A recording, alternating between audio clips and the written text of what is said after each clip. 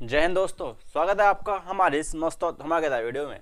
आज आपके लेकर आए क्लास 12 फिजिक्स का चैप्टर 1 से मोस्ट इम्पोर्टेंट टॉपिक विद्युत फ्लक्स। क्या विद्युत फ्लक्स? हाँ, जिसे दोस्त पापियों की भाषा में बोलते हैं इलेक्ट्रिक फ्लक्स। इलेक्ट्रिक फ्लक्स अब ये क्या होता है मामू? देखो भैया, विद्युत को कहिए कि आप जाओ मार्केट, उससे थोड़ा सब्जी लेकर आओ, हम तब तक समझते हैं फ्लक्स। फ्लक्स क्या होता है? फ्लक्स प्रवाह, फ्लो। वाओ, फ्लक्स बोले तो फ्लक्स बोले तो फ्लो। और फ्लो क्या होता है भैया? प्रवाह। वाह, प्रवाह मतलब कंटिन्यू बहने की चीज। कोई चीज है जो कंटिन्यू बहती है, एक लय में बहती है, वो हमारा प्रवाह कहलाती है। अब प्रवाह हमारे बहुत से टाइप के हो सकते हैं, जैसे हमारा वाटर फ्लो भी है, पानी का प्रवाह, नदी नाले, तो ये भी देख फ्लो ही है ना, पानी का प्रवाह।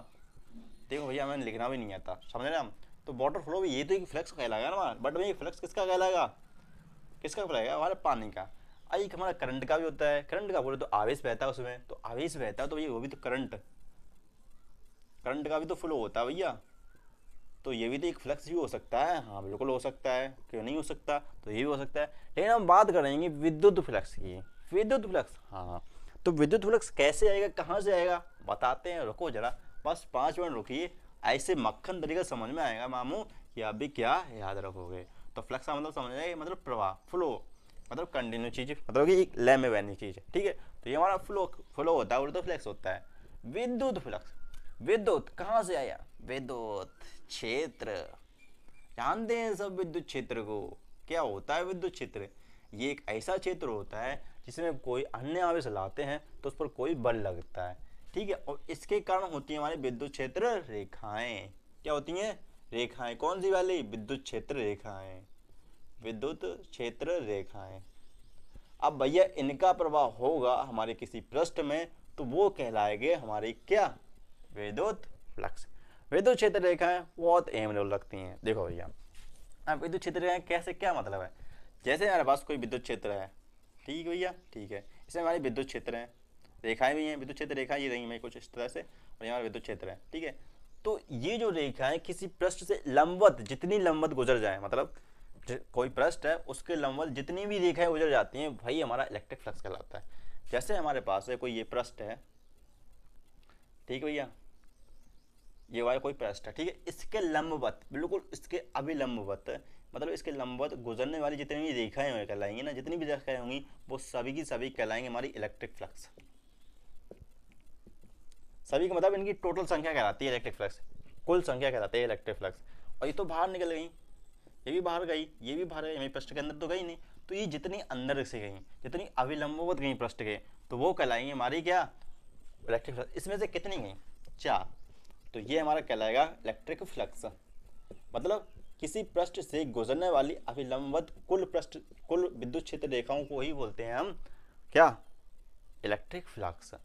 किसी पृष्ठ से गुजरने वाली अभिलंबवत, मतलब अभिलंबवत गुजरने मतलब लंबवत, सब जानते हैं, कोई हमारा तल है इसके लंबवत यही तो होती है ना भैया। तो इससे जो गुजर जाए हमारी रेखाएं, उसकी कुल संख्या कहलाती है इलेक्ट्रिक फ्लक्स। समझ में आ गया मामू?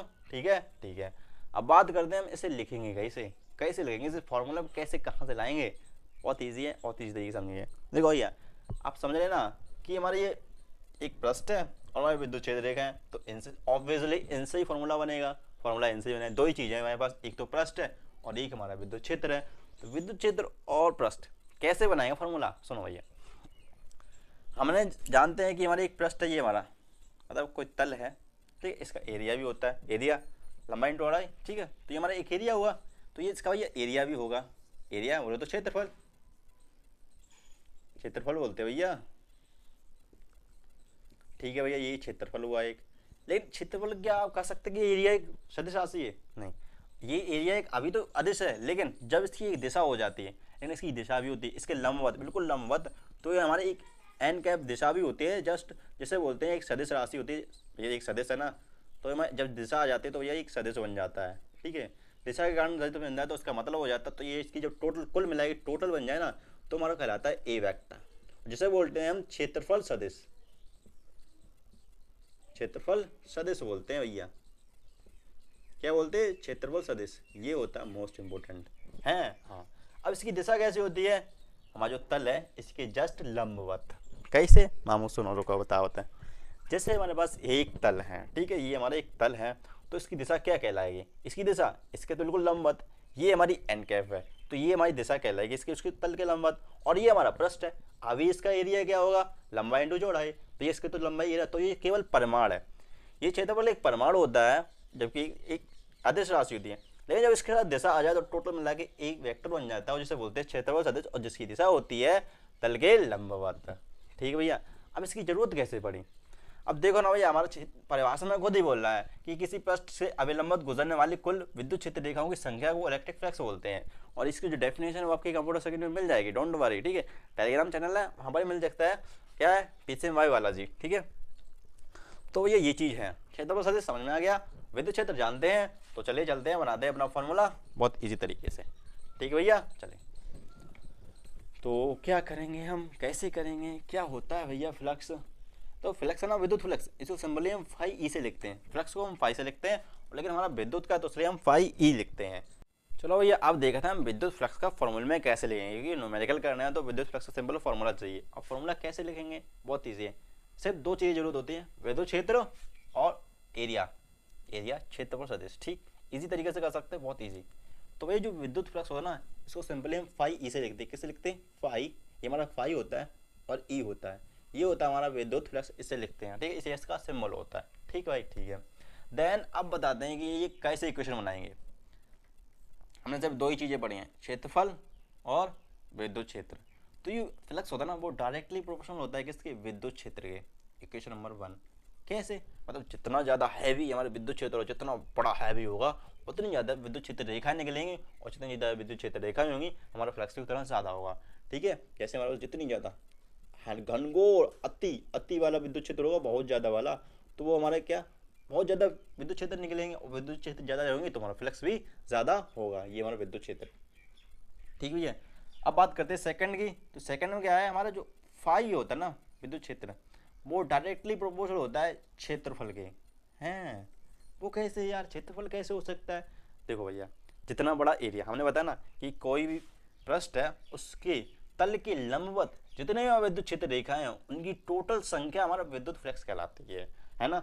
तो उसके तल के लंबवत टोटल विद्युत क्षेत्र रेखाएं चाहिए हमें, तल के लंबवत और विद्युत क्षेत्र किसके, एरिया, पृष्ठ, भैया पृष्ठ, तो जितना बड़ा एरिया होगा, जैसे हमारे पास कमरे की दीवार है और एक हमारा ये वाला है, तो विद्युत क्षेत्र हमारा बहुत बड़ा है, तो जब इसमें निकलेंगे और एक कमरे के दीवार में, तो एरिया का सब फर्क नहीं है, तो जितना बड़ा एरिया उतना ज़्यादा विद्युत क्षेत्र रेखा है।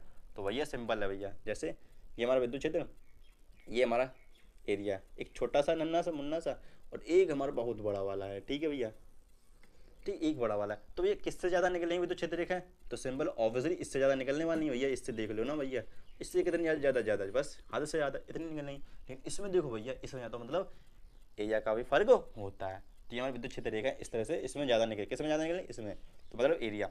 तो ये हमारा क्या है, एरिया। अब सेकंड पॉइंट, थर्ड पॉइंट आता है क्या, जो फाई ई होता है वो डायरेक्टली प्रोपोर्शनल होता है कॉस थीटा के। अब कॉस थीटा, ये थीटा में कहाँ से आ गया भैया, विद्युत क्षेत्र सदिश राशि है, क्षेत्रफल अभी हमारा आदेश ले जाओ कि दिशा, हमने बताया ना दिशा कैसी होती है, तल के लंबवत, और हमारी विद्युत क्षेत्र रेखा यानी तल के लंबवत है। और कॉस थीटा ही क्यों लिया, देखो भैया जब थीटा बराबर हमारा 90 डिग्री होता है,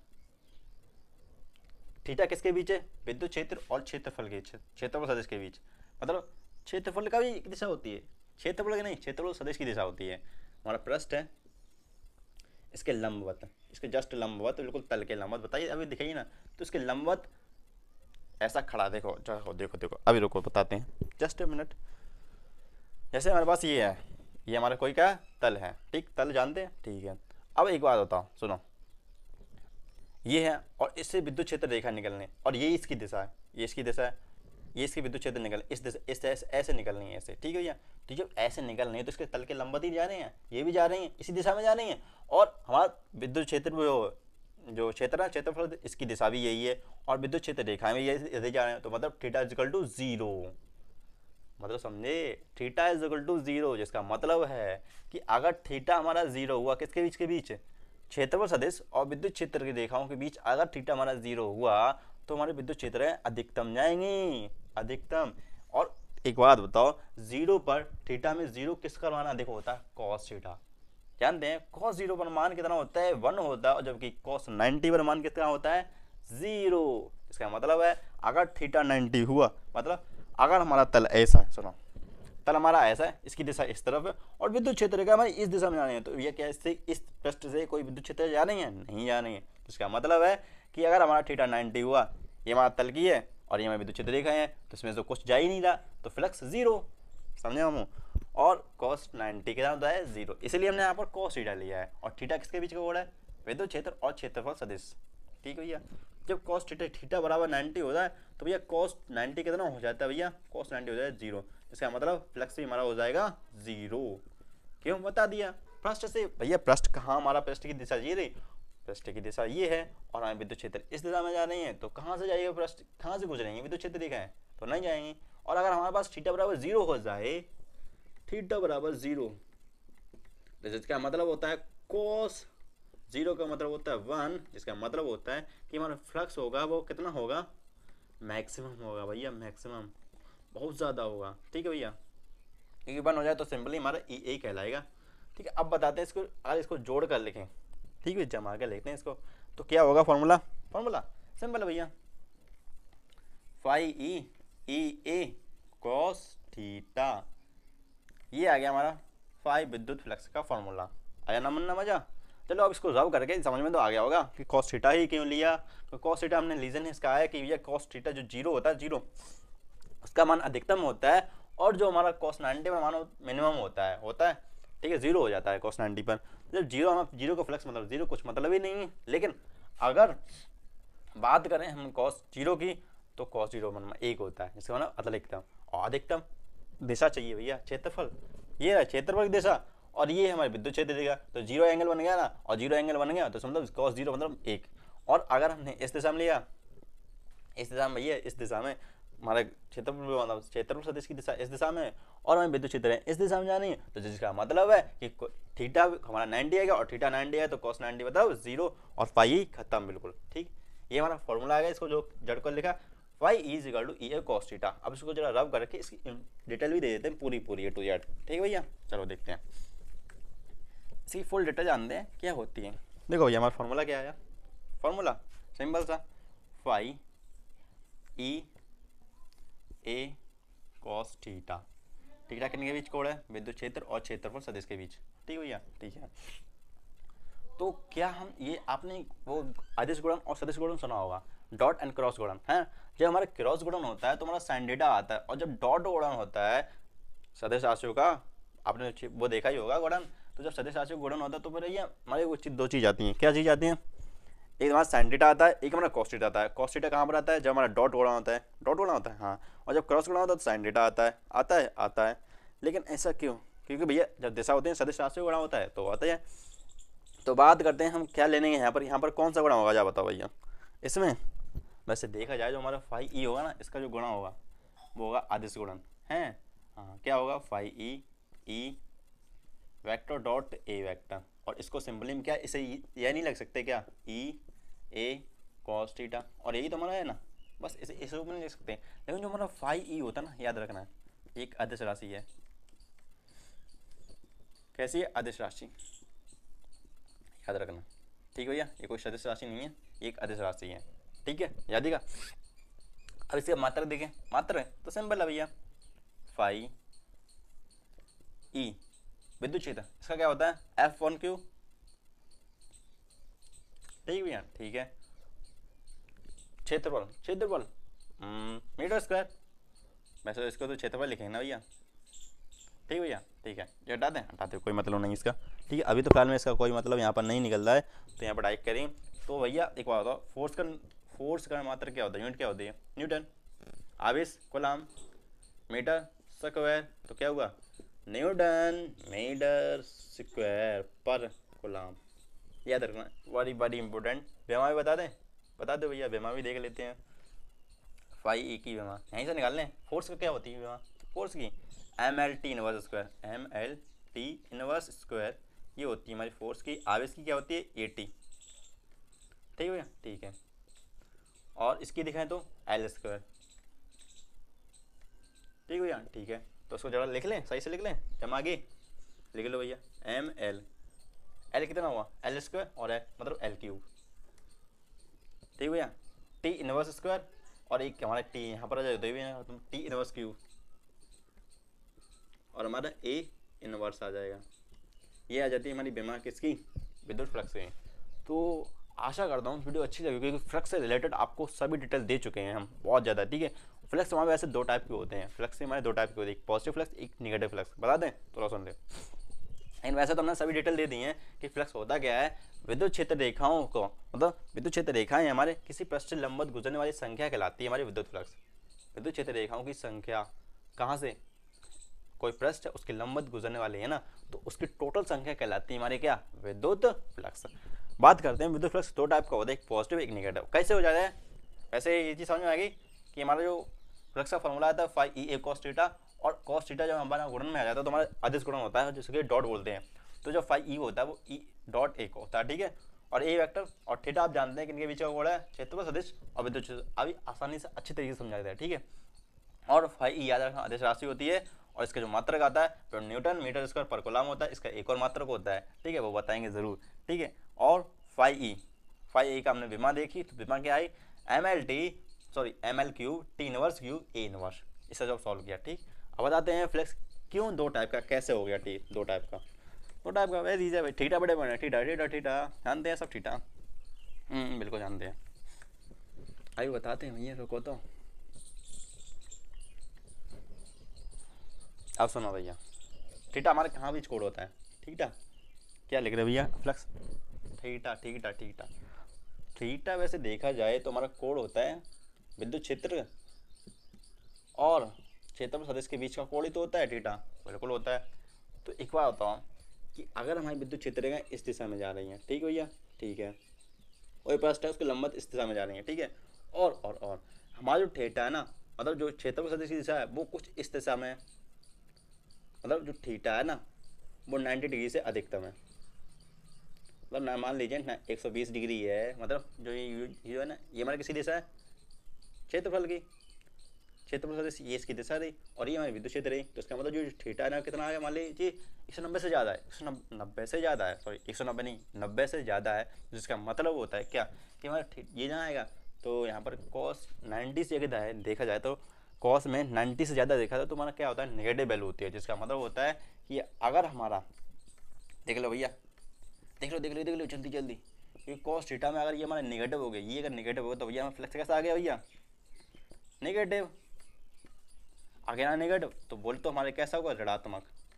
ऋणात्मक लिखना है, क्या कैसे लिखें, देख रहे भैया हिंदी बहुत मज़ेदार दिख रहे हैं हम, ऋणात्मक।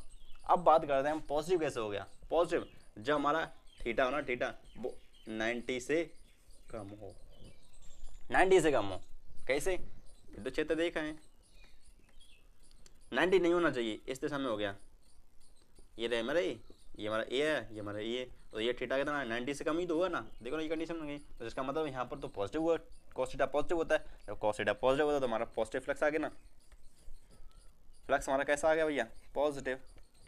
इस तरह से हमारा फ्लक्स दो टाइप का होता है, ठीक है, और थीटा पर डिपेंड करता है, ठीक है भैया। तो चलिए चलते हैं, वीडियो कैसे लगी बताना ज़रूर कमेंट सेक्शन में, और लाइक सब्सक्राइब आपके डिपेंड है, बट कमेंट सेक्शन में ज़रूर करना कुछ नया सीखा हो तो चलिए चलते हैं। और नेक्स्ट वीडियो में बहुत मज़ेदार वीडियो है, क्योंकि गॉस थ्योरम आएगा और गॉस थ्योरम का उसका अनुप्रयोग चैप्टर फिनिश। चलते हैं।